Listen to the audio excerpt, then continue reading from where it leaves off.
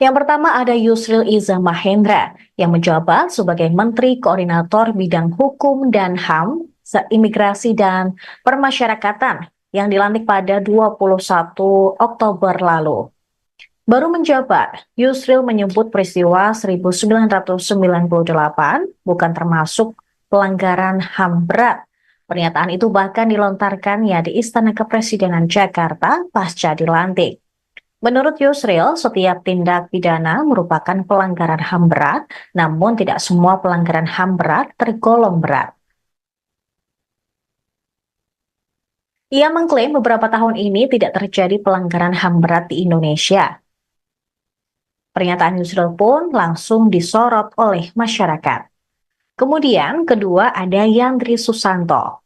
Menteri Desa dan Pembangunan Daerah Tertinggal ini disorot setelah ketahuan menggunakan kop surat dan stempel kementerian untuk undangan pribadi, haul ibunya, sekaligus hari santri dan tasyukuran. Kegiatan itu mengundang kepala desa, sekretaris desa, staf desa, ketua RT, RW, kader PKK, serta posyandu yang ada di Kabupaten Serang. Tangkapan layar undangan tersebut beredar luas di media sosial. Bahkan, mantan Menko Polhukam Mahfud MD juga turut mengunggahnya di akun Instagram pribadi. Yandri pun mengaku kelalaiannya tersebut dan berjanji tidak akan mengulangi membuat surat resmi yang dikeluarkan oleh kementerian untuk kegiatan pribadinya.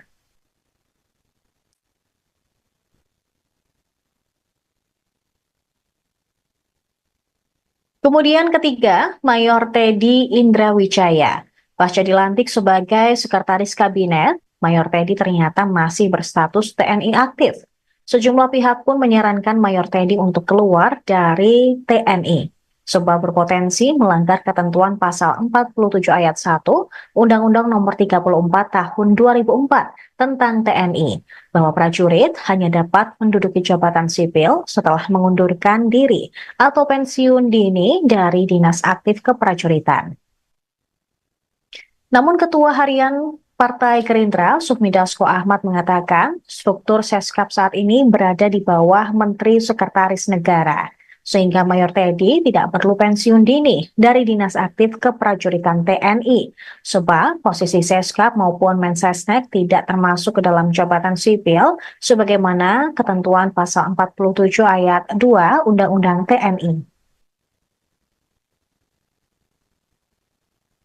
Kemudian Raffi Ahmad, aktor yang juga masuk ke dalam jajaran kabinet merah putih ini baru dilantik pada hari Senin kemarin. Dia resmi menjabat sebagai utusan khusus Presiden bidang pembinaan generasi muda dan pekerja seni.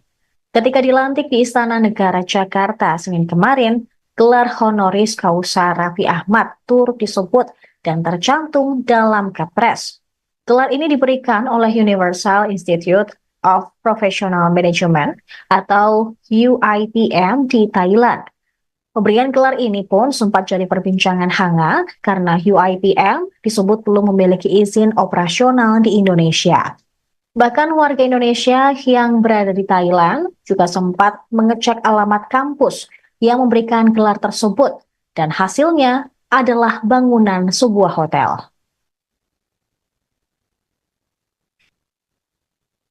Dan yang terakhir, ada Hasan Hasbi.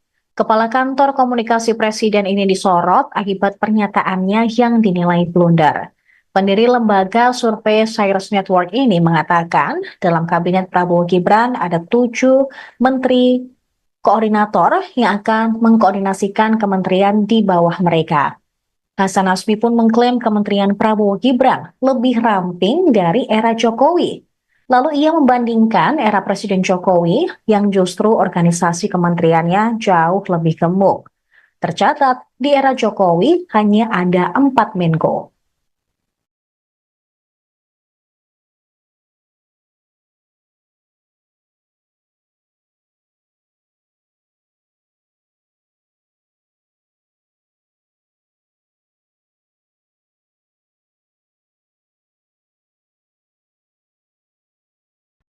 Jangan lupa subscribe, komen, like, dan share untuk mendukung channel ini.